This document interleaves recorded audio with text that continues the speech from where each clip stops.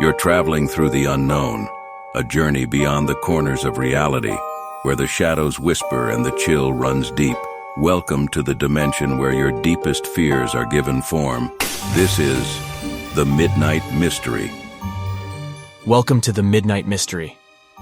Today's episode is called Don't Come Back. In each episode, we delve into the shadowed corners of our existence, bringing you tales of the eerie, the uncanny, and the downright terrifying. From the realms of the supernatural to the depths of the human psyche, no stone is left unturned, no dark secret left hidden. As the clock once again draws near midnight, prepare to embark on another adventure into the uncanny, the eerie, the horrifying, the Midnight Mystery. I grew up in a small town in Massachusetts during the 90s. It was a great time and place to be a kid.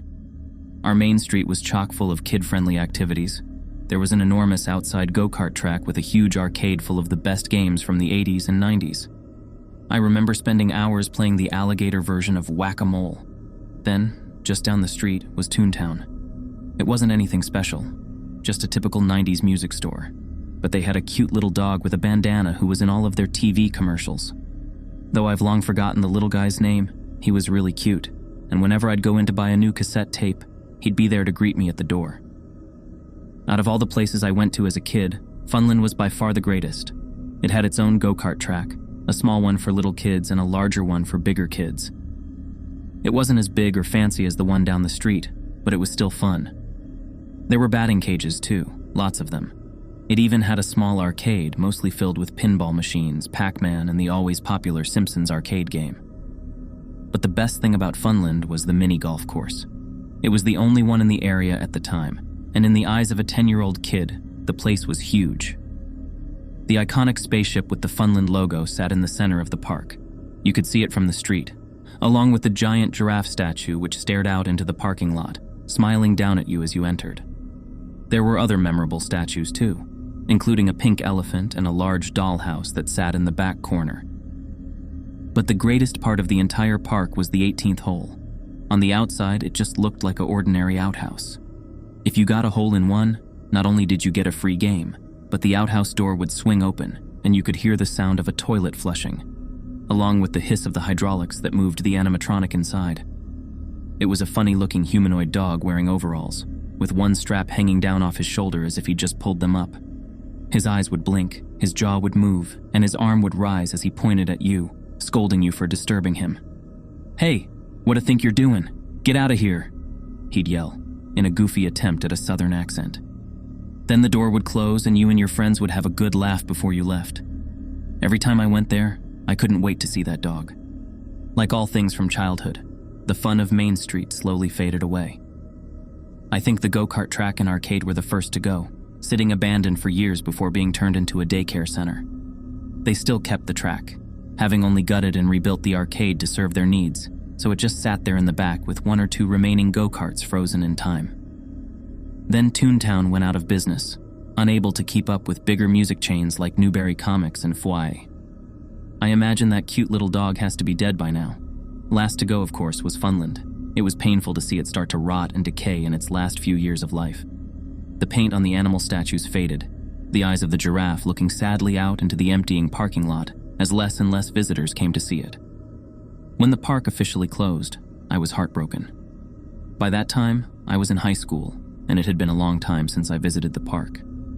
I used to drive by on my way to work, watching it slowly deteriorating away. The elephant eventually tipped over onto its side, the chain around its huge stump of a foot that had been keeping it latched. The ground was now visible and exposed. The doors and windows of the dollhouse were broken and shattered, as if it were a real abandoned house. The outhouse door remained closed, the wood cracking with age. I could only imagine what the poor animatronic dog inside looked like. Eventually, nature reclaimed the once thriving park, and I could no longer see into it. All that remained visible was the head of the giraffe, peeking over the rusted fence. Curiosity got the best of me, so I gathered my two friends Kevin and Zach one night, and we decided to break in and check it out. As we walked up to the surrounding gate, I looked up at the giraffe. It was the first time I noticed just how creepy it looked. Its yellow coat of paint had almost completely faded, leaving only its brown spots and huge almond-shaped black eyes. Continuing on, We snuck into the back of the park near the batting cages. Zach brought a pair of garden shears and cut the fence open, just enough for us to squeeze through. As I entered the park for the first time in what must have been over a decade, I looked around in complete awe. Everything was just how I remembered it. The go-karts were still on the tracks, the batting cages still had balls in them, but the arcade was all boarded up, and the mini-golf course was covered with trees and was damp with overflow from the nearby swamp. I sighed, saddened by the sight of what was once a happy and magical place from my childhood.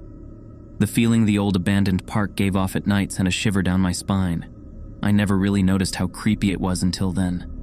We went through the course in order, starting at the first hole. There was nothing special, just the usual challenging mounds of fake grass, now moist with rain. The swamp hadn't reached that far yet. As we continued, we walked past the pink elephant, now a shade of ghostly white.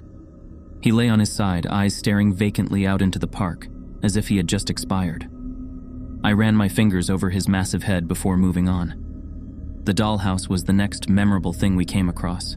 It looked like a miniature haunted house. I half expected the broken doors and windows to be boarded up like the arcade was, but you could still see inside. The little pieces of furniture were all toppled over and spilled out on the ground. This is the part of the park where the swamp had touched. The smell wasn't as bad as I thought it would be. The town was covered with swamps as it was. We couldn't reach the entire back section unless we wanted to wade through the disgusting water. Our only choice was to head straight to the 18th hole. Finally, the part of the park I wanted to see the most. More than anything, I wanted to see that dog again. It was half nostalgia and half an excited sort of fear of what it would look like. Was it even still there? Was it in good condition, preserved by the outhouse? Or was it like everything else in the park, sad and neglected after all this time? I couldn't wait to find out. "Did you bring it?" I asked Kevin. He nodded and handed me one of his dad's golf balls. I held it in my hand, sighing deeply as I ran my thumb over the grooves. I had stepped up to the outhouse and peered underneath where I knew the hole would be, when there was a sudden flash of light, temporarily blinding me. "What the fuck, Zach?" I complained, blinking away the white-yellow spots in my eyes. "I was just trying to help," he replied moodily. "Let's just hurry up and get out of here." "Yeah," added Kevin. "This place is giving me the creeps." "Not until I see him," I snapped. I'm sure I must have sounded crazy. I was talking about the dog as if it were a person. To me, he was more than just some sideshow attraction to be gawked at. He was a part of my childhood. It was like I was about to meet an old friend whom I hadn't seen in ages. My friends didn't reply. Zach simply kept his flashlight pointed beneath the outhouse, and Kevin sighed in annoyance, tapping his foot impatiently. But now we could all see it. The hole.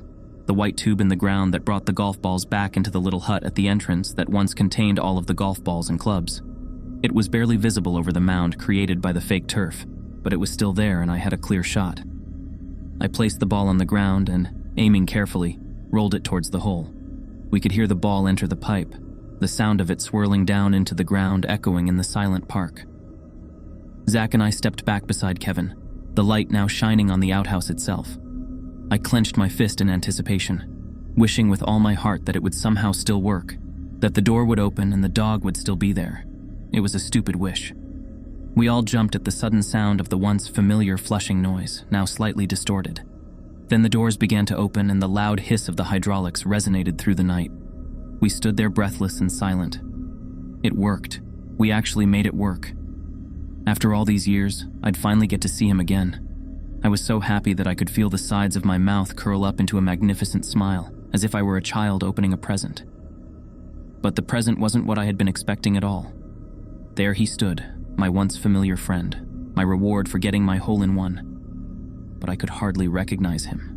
The fur that covered his metal frame was matted and wet, and his overalls hung loose around him, like it would if someone had lost a great deal of weight. My breath caught in my throat, which was now suddenly dry. I swallowed softly, eyes widening as they traveled up to the dog's face. It was a horrible, hideous sight. The fake fur on half of his head had torn away, exposing the wires and joint mechanism in his mechanical jaw. I never remembered him having teeth. On the same side, his plastic eye had sprung from its socket and now remained dangling by his torn cheek. Then he blinked, the mechanism on the broken eye shuddering around the exposed wire, releasing small sparks. More sparks flew as his arm shot up with a clang, and the hinge of his jaw creaked as his mouth flopped open. He spoke. "What do you think you're doing?" The funny southern drawl of his voice was completely gone, replaced by something raspy and angry. And although I could hear the chilling distortion in his voice box, he sounded more human than I ever remembered. Kevin ran. He didn't even look back. Zach dropped his phone and slowly backed away, screaming as he stared into the dog's one good eye, which seemed to turn on him at the disturbance. Then somehow the dog moved forward. He wasn't programmed to walk. As far as I knew, the hydraulics attached to his back only sat him up. He wasn't supposed to walk, but by God I saw that once funny animatronic dog from my childhood step out of that old, withered outhouse towards us. I stood there, frozen in fear, staring at it. "Fuck this," I heard Zach utter before her two left me. Now I was alone, with him. I had spent so many years thinking about this very moment. I spent countless hours thinking about this dog and wanting to see him one last time. But I knew then I should never have stepped foot into that old park. My childhood was dead, as broken as the wires and metal rods that barely held the dog together. He seemed to watch Zach go, his good eye turning with a cracking sound as he watched him disappear into the darkness. Then it turned on me. "Get out," he commanded, his arm still pointing now in the direction of the parking lot, where the headlights of Zach's car had just turned on. I didn't move. I could only stare. Was this some sick nightmare? Some bizarre fantasy my brain thought up to get my mind off a time I could no longer return to? The thing stepped closer, its disfigured face near inches from my own. The smell of wet dog seemed to invade my nostrils. "Get out of here," it boomed, the voice box short-circuiting as if it had exploded before slowly fading out. It sounded like multiple voices had spoken, all deep and aggressive, almost demonic. This time, I listened and ran as fast as I could through the park, which was dimly lit by the headlights of the car. My eyes darted around. The once familiar area now seemed foreign and strange. I couldn't tell where I was going. I heard the sound of children laughing, the trumpeting call of an elephant, and the clanging and grinding of metal gears. When I finally reached the fence, I tried sliding through the hole we came through, but I got stuck on something. I looked down to see if my jacket was caught, but it wasn't. Then I looked back. Staring right into my eyes was one white plastic eyeball with a painted-on black pupil. My eyes widened, staring back into that black spot as if it were a hole, ready to swallow me alive. Then I discovered the reason I was stuck. The hand of the animatronic dog was gripping the back of my shirt. I know that hand was supposed to be stuck in a pointing position. It didn't have any mechanical function to actually open and close. But then again, the dog wasn't supposed to be walking anyway. "You shouldn't have come back," I heard it whisper, sending a chill up my spine. Then it released me with a shove and I fell through the opening in the fence. Scrambling to my feet, I ran to Zach's car, not once looking back as he sped off down Main Street. It's been 5 years since that night. I don't talk to Kevin and Zach much anymore, and we have never once spoken of the incident, not even on the car ride home. I never drove down that stretch of Main Street either, until today. It was late, and the road I usually take had a detour which led me right to it. What harm would driving by do? I should have known better. I tried not to look, I really did. But I just couldn't help sneaking a peek. I couldn't see much through all the rain, but I noticed the large "For Lisa" sign that now hung on the fence. The giraffe was gone, or perhaps it had fallen over and was hidden under the thick brush. With a sigh, I continued on, trying to push the memories of that night out of my mind. My windshield began to fog up from the indecisive New England weather, so I put my defroster on. Then I noticed something. Instead of clearing from the bottom up like it normally would, my windshield began to clear in patterns. It had formed words. I stared at them, hoping with all hope that it was just a fluke or a fragment of my imagination. But the message was clear. Don't come back. I hope you enjoyed our episode. I'd like to extend a heartfelt thanks to you, our brave listeners. Your presence in this shared journey into the unknown is what fuels our stories. Your fascination is our motivation.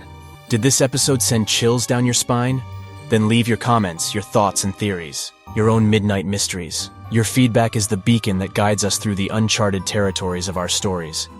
And if you haven't already, remember to subscribe to our channel. By joining the Midnight Mystery family, you won't miss out on a single chilling tale. As a subscriber, you'll be the first to know when a new episode lurks around the corner, ready to pull you back into the shadowy depths of the unknown.